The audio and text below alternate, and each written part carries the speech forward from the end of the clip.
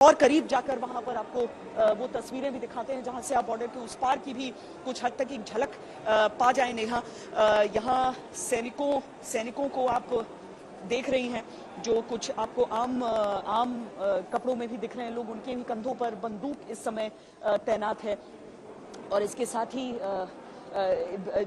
भले ही मुट्ठी भर लेकिन मुकाबला करने के लिए, अपने शहर के लिए, अपनी भूमि के लिए, अपने अस्तित्व के लिए, अपनी सम्मान के लिए वो जंग लड़ने के लिए लोग, तो भले ही अंतर्राष्ट्रीय कारण, कूटनीतिक कारण इसके कुछ भी हो जाए, लेकिन एक व्यक्ति के लिए अपनी जमीन, अपनी भूमि कितनी अहम होती है ये उसकी एक बानगी है कि उस भयानक गोलाबारी में भी, उस भयानक गोलीबारी में भी उसकी जद में रहने के बावजूद लगातार तैनात हैं सभी सैनिक, सभी लोग वहां पर। देखिए आप, अगर आप हाथ पर एक पीला वो बंधा हुआ देख लेते हैं तो वो यूक्रेन का जो झंडा है, नीले और पीले का वो कॉम्बिनेशन है, दो पट्टियों में रहता है।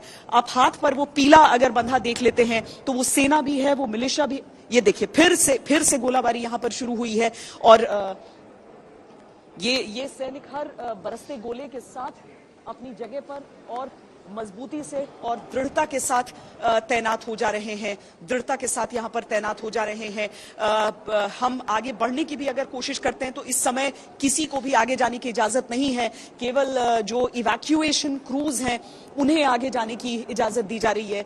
दूसरे एम्बुलेंस से भी लोग निकल चुके और वो भी एक बार फिर वापस तेजी से पहुंचेगा। हालांकि कुछ और चीजों की आवश्यकता उन्हें है, सुरक्षित गियर जरूर इन्होंने पहना है, लेकिन गोलों के सामने एम्बुलेंसेस का वजूद नहीं होता, ये बख्तरबंद नहीं होती हैं। गोलियों के लिए जरूर ये बुलेट प्रूफ ग्लासेस इसमें लगे रहते हैं नेहा, लेकिन उसके आगे इनका वजूद ऐसा नहीं है कि अगर कोई गोला पड़े तो उसमें से बच सके। लेकिन क्या करें, अभी इन्हें अपनी जान को हथेली पर लेकर आगे बढ़ना ही है। देखिए एक और बस को पीछे लाया गया है ताकि जो जितने लोग यहाँ पर इकट्ठा हो चुके हैं उन्हें तेजी से यहाँ से निकाला जाए। यहाँ पर किसी के लिए भी रहना सुरक्षित अब नहीं बताया जा रहा है, तो जल्दी से जल्दी लोगों को यहाँ से निकाला जा सके। प्रोटेक्टिव गियर उतना होता नहीं है कि सभी सिविलियंस को भी दिया जा सके और कोई भी बुलेट प्रूफ या हेलमेट आपको शेल्स से, आपको शार्पनल्स से नहीं बचा सकता है उनकी।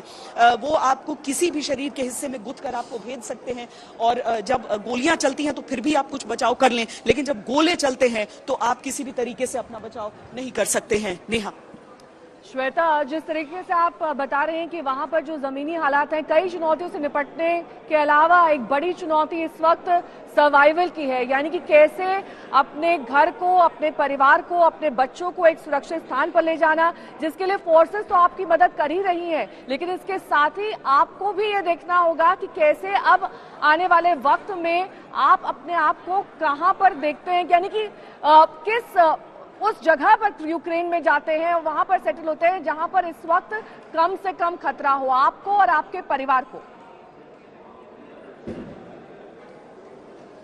देखिए पीढ़ियां की पीढ़ियां बर्बाद हो जाती हैं। ये आप निकल कर आते भी हैं तो अपना सब कुछ तो आप पीछे ही छोड़ गए। आप कब तक उम्मीद कर सकते हैं कि आपको कहीं दूसरी जगह पर एक शरणार्थी के तौर पर आप वहां पर रह लेंगे। 2 एम्बुलेंसेस फिर वापस आई हैं। जो लोग कुछ लोग साइकिल से ही देखिए वहां से निकले हैं तो वो आगे बढ़कर आ रहे हैं। सब उस गोलाबारी से निकलकर, क्योंकि कल रात तक फिर भी सबने सोचा कि यहाँ पर रुक जाएं, लेकिन अब उनके पास कोई दूसरा चारा नहीं है, अब उनके पास कोई दूसरा विकल्प नहीं है। अब इस छोटे से बैग में, 2 बैग में क्या समेट कर निकले होंगे नेहा? अपनी पूरी जिंदगी तो पीछे ही छोड़ आए हैं। अब धीरे धीरे आप देखेंगे तो जो अंतर्राष्ट्रीय प्रेस के भी आपको नुमाइंदे दिखेंगे वो सब पीछे की ओर खिसक रहे हैं। यहाँ से लोग जैसे जैसे इवैक्यूएट होंगे वैसे वैसे यहाँ पर जंग पहुंचेगी नेहा।